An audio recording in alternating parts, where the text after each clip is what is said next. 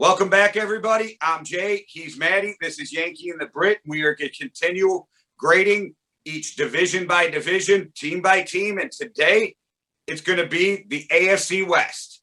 Yes, it is. We'll just start with the AFC champions, the Kansas City Chiefs. Yeah, I called them the Super Bowl champions just before, and then I forgot that they lost to Tampa Bay, but it doesn't matter. Favorites to win the Super Bowl again this year, the Kansas City Chiefs. And I think they had a very strong draft. I've given them a B+ just to start off. I like that it's more of a whole off-season kind of thing. I know we're meant to be doing the draft, but to move out of the first round, like Orlando Brown is worth that first round pick for them easily. He's easily worth their first round pick. They only had one hole, and then the rest of it was just adding unbelievable talent, which I think they've actually done, or like even developmental talent. I like what they did with the Orlando Brown trade before the draft. Nick Bolton is, by all accounts, kind of like the most explosive of all the linebackers, but the least polished. Like of those top 5, 6, 7 linebackers, Nick Bolton's, by all accounts, like this absolute physical beast. And I've got written here, explosive, physical tackler. And if you want to see that, then go watch a goal line stop against Tennessee. Like that's the place where you want to. That is the best highlight of the draft. Maybe Daniel Jeremiah showed that thing like 7 times in a row, and you already know the outcome, but all 7 times you think they're going to score. Yeah, exactly. It was an unbelievable goal line stop. And he's a guy that's hungry for sacks. Like, when you see a linebacker, he's just got like a nose for sacks. Like he seems to always be, if they're blitzing, he'll be at the quarterback. Like he'll be around the quarterback if there's a sack on a team blitz. No, it was a great pickup, and I hate to jump a year ahead of time because contracts can happen, things can change, and injuries. But if you look right now, he's a good addition. Plus, the linebacking free agency next year might be real big. I mean, you got a guy, Vander Esch. Who knows what's going to happen? Barring injury, he's probably gone. I don't think so. I think they'll sign him back. They'll be happy to give him the money if he stays injury free. But if he doesn't stay injury free, then they'll get him on a smaller and without basis going too much into the Cowboys, it's just without picking up that 5th-year option, you're usually gone. Usually. Yeah, definitely. It seems this way is different, but there is a big linebacker free agency to come, right, and Vander Esch may be part of that. I gave Kansas City a B, and it probably could even be an A. I just really like their draft because now, personally, could they have went for a couple more offensive linemen than they did? Sure, but if they're not slated where you think they're worth it or whatever, and with the first pick being Orlando Brown, whereas in Kansas City he fits perfectly because it's a Maul-U type offensive line, whereas if, like I said before, if he'd have went to Minnesota, it was kind of a square peg in a round hole, but it was better than what they had. So this was perfect for Kansas City. And another 2nd-round pick in Creed Humphreys helps that offensive line with the center. I think they did a really good job. I think they addressed where they needed help and where they needed depth because me and you have talked about this before. They could use some help on the offensive line, a little bit on defense, but the core of their team is there. Yeah, exactly. They're a quality team. They're one of the teams that can take shots on developmental guys and it be totally fine. They don't need to start right away. Creed Humphreys is a great pickup for me. I think they were going mental when whoever was picked before him was picked. We talked about him last week. Myers was picked because Creed Humphrey looks better. Like just watching the tape, he looks better. Again, Scout's eyes are better than my eye test, but he looks better to me on tape.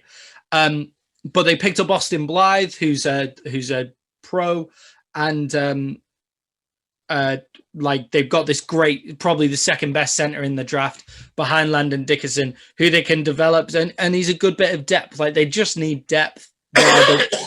It's not like the other teams. Like we're going to talk about the Chargers, who could use quality over depth. They've got depth instead. Yeah, and he could also push out to guard, so he could be a swing player for you. That's always good. I think Noah Gray, Duke's tight end, was a little Yeah. underrated going into the draft because, Definitely. again, we talked about this yesterday. When you got a guy like Kyle Pitts, everybody else seems to just be garbage, even though they're not. They're really solid NFL quality tight ends. It's just there's this anomaly sitting at the top that makes the grading curve so crazy. Yeah, so I exactly. think they did a great job. And then I think like Trey Smith, another developmental guy, but again, you need depth. You got a good offensive line. Coach, you'll be fine. And then you just add more depth at that receiving core just because you never know if there's an injury. You try to develop a guy and he plays special teams. And that is huge when a guy can come in and play special teams. Yeah, I like the pick of Cornell Powell. Now, I'm going to say he doesn't have that much upside. Just looking at him from here, like he doesn't have the physical traits to have loads of upside.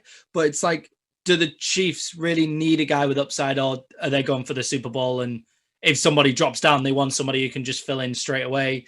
He's made a lot of big time catches at Clemson, catching them from fields, a lot of big contested catches. He has great hands. And I really like the pick of Cornell Powell as well. I think he's one of those guys you bring in because you know he can compete on special teams right away.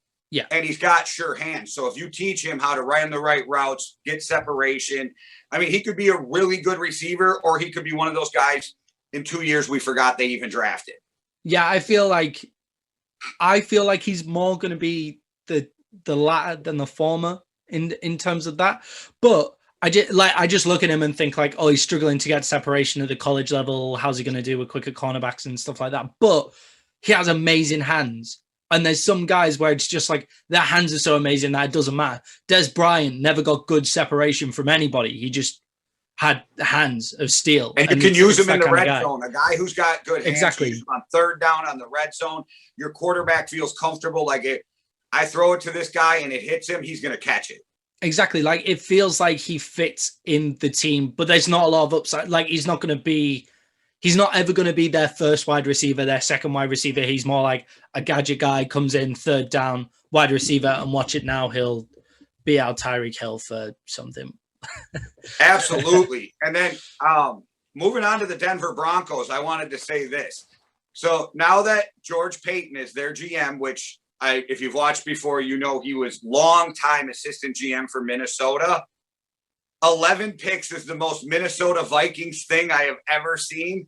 And so George Payton had taken this, let's get as many lottery tickets as we can and see if we hit on talented developmental guys. I actually, for where they're at and for what they need, and because I love their first 3 picks, I give them an A because they have a good, and this is why, they have a good team, but they need depth and they need a lot of different positions to fill in for them to be a true contender. And they must be waiting on Aaron Rodgers or something, or they didn't believe in the other quarterbacks out there. But now they're taking, and this is why they get an A for me. They're taking the line of let's make our team as good as our team can be, and then we'll get our quarterback. But let's build this great team. Go get a quarterback. I know you like Patrick Surtain. I actually think Williams, running back out of North Carolina, he was one of the top 3 running backs, and those 3 were separated huge to the rest of them. Yep. And me and you were talking about it during the draft. I am a big fan of any D3 guy who just mauls the screen, and he's from my home state, Wisconsin. So like I said, I really like their first 3 picks, but I like the direction that Denver's going. Yeah, I actually gave them a C+ on this, and this is why. Straight talent-wise, you're probably right. I added in where I love the direction of what they're doing. So this is why I've done this. So they actually have a pretty set team. Like when you go through their depth chart and stuff like that, it's like a cornerback now. They've just picked up so many guys this offseason that it's like one of these combinations is going to work and it's going to be absolutely unbelievable. I really like Patrick Surtain. I wanted him to be a Dallas Cowboy. I think deep down he wanted to be a Dallas Cowboy as well, but you know, never mind. So maybe I'm just salty. Maybe I'm just salty because of that. But I just think they're missing the most key part, which is a quarterback. And Drew Lock, and Teddy Bridgewater is great, and he's going to be Aaron Rodgers good. After June 1st. Exactly. If they get Aaron Rodgers in some way, then this becomes an A. Like this draft plus. No, because Aaron Rodgers isn't part, but the actual draft becomes like a B+ or an A, like that kind of thing. But they haven't fixed their quarterback situation. As of now, their quarterback situation is Drew Lock and Teddy Bridgewater. And we spoke about Teddy Bridgewater on this podcast before. We like the guy. Like we like Teddy Bridgewater. Like that's, but if you're looking for Super Bowls, he's possibly not your guy. Like he can get you to one, but I just feel like there was other better options. I also don't like trading up for a running back, which we're going to talk about. I think that's pull value, even though Javonte Williams is a top running back. This is what I think. All the players they've picked are very good. I just wasn't sure about the positions that they picked. So if you want to pick Surtain, then you have to pass up on Fields or Mac Jones, who are still there. Then for me, in the second round, you have to take Mond, Trask, or Mills. Like there would be better value there than trading up for a running back. I do also really like Jamar Johnson. I wouldn't have minded the Cowboys taking him, kind of a Jamal Adams style in the box safety, and he's just going to hammer guys as soon as they get towards them. So I like the players. I'm not keen on the need side of it. I think that's a huge difference in our grading too, because I don't think that Justin Fields will ever even touch Teddy Bridgewater. And I'm not even saying Teddy's an amazing quarterback. Mac Fields, maybe I love Teddy, so I'm probably not the best guy to give it on there. No, he's not a guy that's going to throw it on your back and lead you, like just carry you. But I think what they put around him, and they're in a nasty division to try to win. But where you're at right now in a nasty division, 8 wins isn't out of the realm of possibilities as is. And we know every team can exceed expectations. I think it was a good draft. And I truly believe, and this is just me, another reason that I give them a higher grade. From the more I read, from the more I hear, and like I said, I do not have insiders, but I do have a couple friends who know a couple guys who hear some rumor shit. I think that first pick of Patrick Surtain was actually for the Packers. I actually think that Denver is the destination for Aaron Rodgers if he's going as well. Maybe the Raiders have like come up there as well, but I'm not entirely sure. I'm just looking at it as of now. I've given them a C+ because they still have the worst quarterback in the division, and they've not done anything to even try to fix that. Like, I think Derek Carr's better than Teddy Bridgewater. Obviously, Justin Herbert is, and Patrick Mahomes obviously is as well. So I think Derek Carr, talent-wise, I don't know if I put Teddy or Derek above each other at all. I think Derek's in a better situation, which makes him a better quarterback. So I agree with you. Yeah, and I think I also might just be salty about them taking Patrick Surtain because that upset me at the time. I am a big Derek Carr guy too, though. Like I told you before, coming out the draft, I wanted Derek Carr over Teddy Bridgewater as a Vikings fan. They took Bridgewater, who I really like, because he's just a class dude. He can make every throw, but like we said, he's not going to win you. I mean, he may win you one game, but he's not going to put you on his back and carry you through. You know what I mean? He's not going to win a shootout with Patrick Mahomes. So if your defense don't stand up, you have no chance against the teams in your division. But they have taken a lot of cornerbacks to go against those quarterbacks. They've gone the opposite way to what other people do, where it's like, right, we're going to have the third, maybe the fifth, the fourth, maybe the third best quarterback in this division. And that's probably true even if they do take Jones or Fields. So maybe that's why they dropped out of it as well. That's a good point too. So then they took cornerbacks instead. Like they've just, like PFF say, you can never have too many cornerbacks, and we're going to find that out with Denver this time round. I live with Mike Zimmer. That is definitely a rule. You can never have too many corners. But that goes back to when he won a Super Bowl with your Cowboys as, from cornerbacks coach to defensive coordinator, that kind of thing. I agree with that. But the rumblings in my area are that pick was actually for the Packers. Yeah, and I've got written down here, I like the draft as long as the quarterback situation works out. As long as the quarterback situation works out, it's a really good draft. But in my eyes, you've still got the fourth worst quarterback in the division, and you haven't done anything to fix it. If you don't get Aaron Rodgers, I know this sounds crazy, but give it another month, and maybe Drew Brees is itching to come back. I mean, of course, you never know. And with the talent they have in Denver, a guy like Drew Brees could take you really far. So I'm just saying, maybe you get one of those guys, but I think that their plan is Rodgers or bust. Yeah, and there were two stories that took over day one for me. There was Aaron Rodgers wants to leave the Green Bay Packers, and then there was the Las Vegas Raiders take Alex Leatherwood, tackle. What do you think of the Raiders draft? Okay, so I am always baffled by the Raiders draft. Okay, always. Yeah. I think the best pick of their whole draft was their second round pick. Trayvon Moehrig saved their entire draft grade for me. I was watching a lot of after draft stuff, right? And a lot of guys don't think Leatherwood's as big of a reach as you and I do. So if you, and the way you freaking got rid of every offensive lineman, if you target him as your guy, you get him, you're happy and you love it. I think it was a reach. I think it was a guy that was going to go 20, 30 picks later. So you could have probably picked him up with your second pick. But then again, I love your second pick. So I would hate for you to deviate from your second pick. But I will give them a C that could go either way because they hit needs. They hit needs.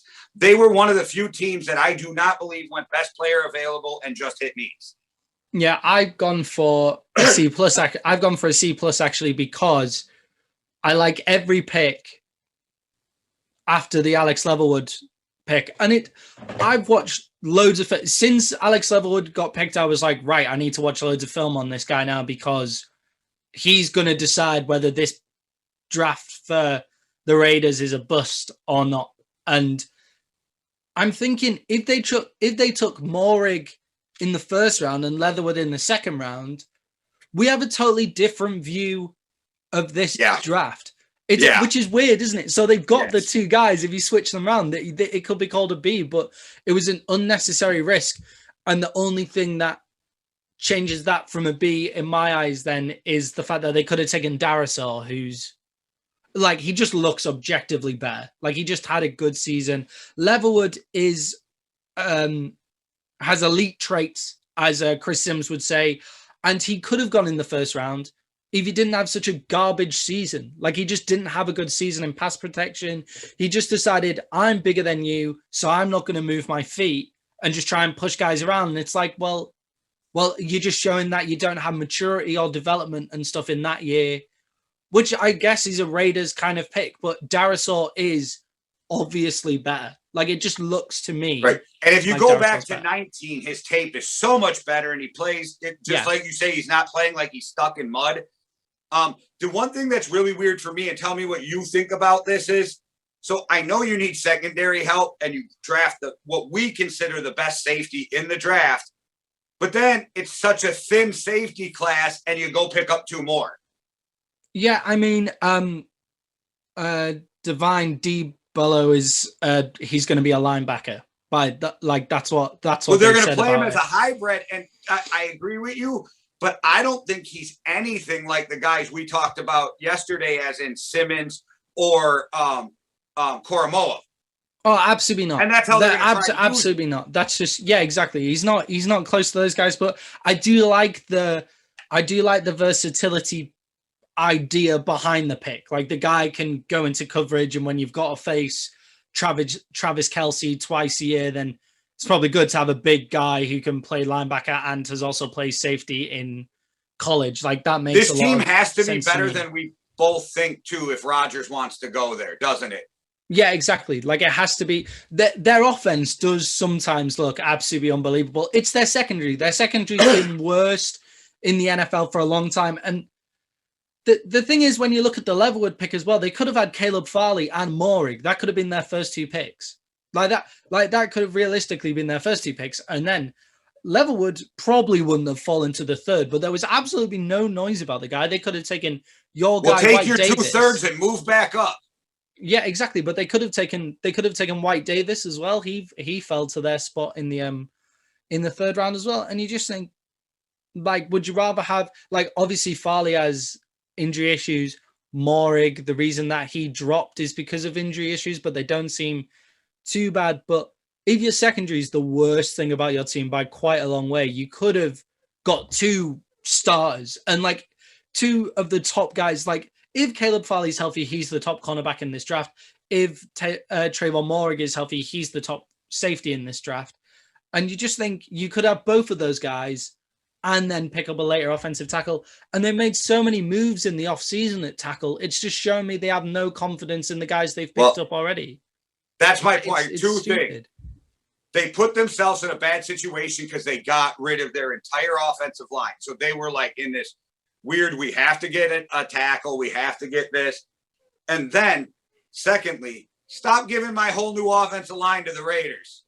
Yeah, sorry. But like, let's give them all to the Raiders. Like, but like the Vikings should be thanking Minnesota because that's what made their massive move pay off. And we talked about that in one of the last episodes. It's what made their massive move work is they chose Leatherwood. And it's weird to me. It's a weird draft to me rather than a poor draft, which is why I've given it a C+, because I actually like a lot of the players.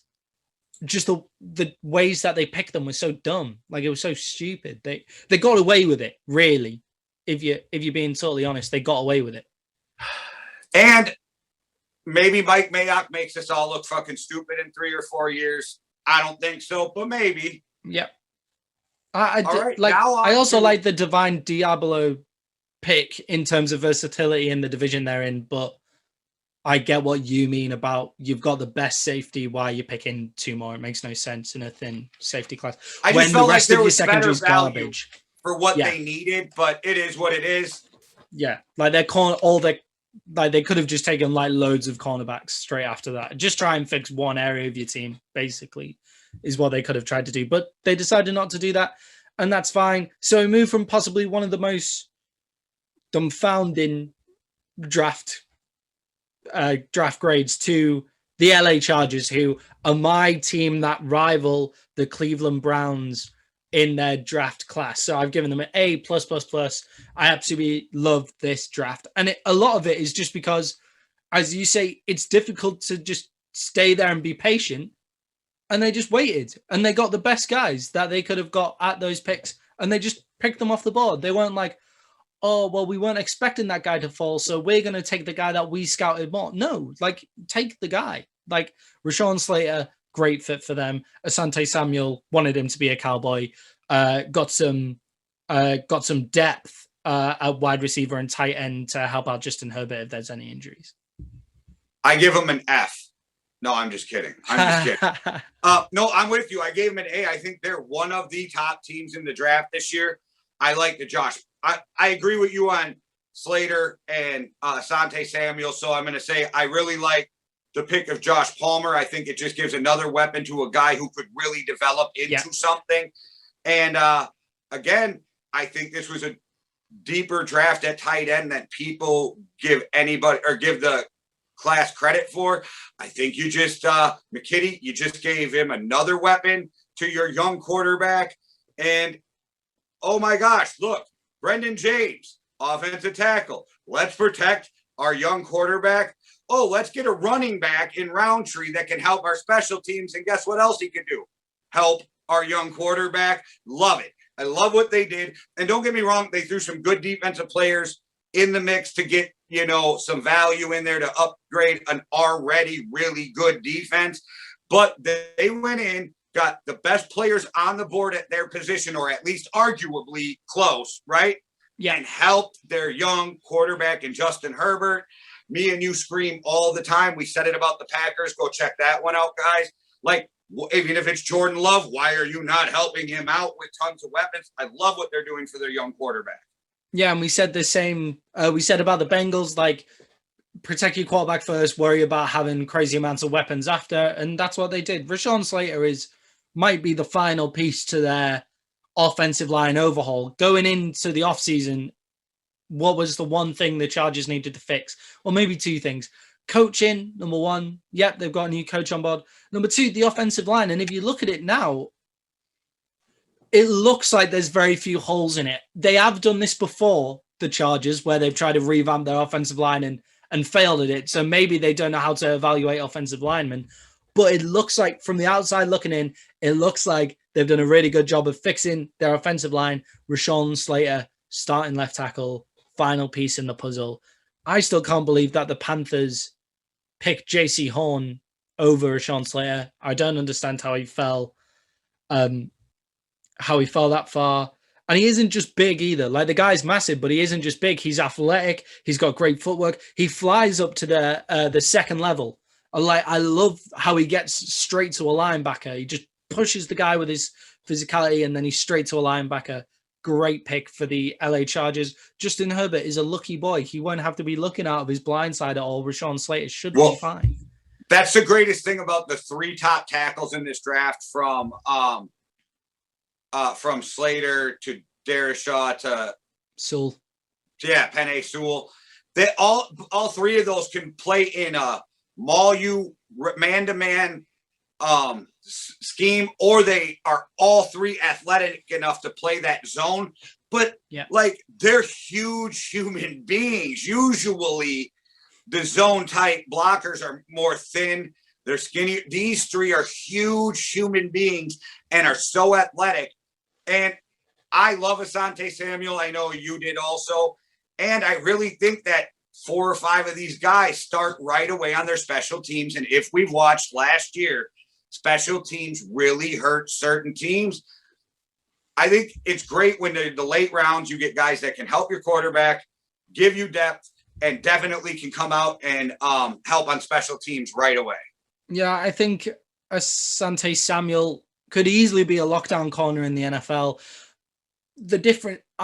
I was upset when the Cowboys picked Joseph, but we'll talk about that. We'll talk about that another time. What I want to say about Samuels is he's a first round talent in my eyes.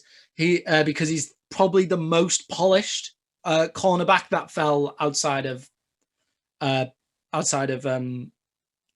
we were just talking about him for the Broncos. Patrick Surtain. Outside of Surtain, he's the most polished cornerback for me.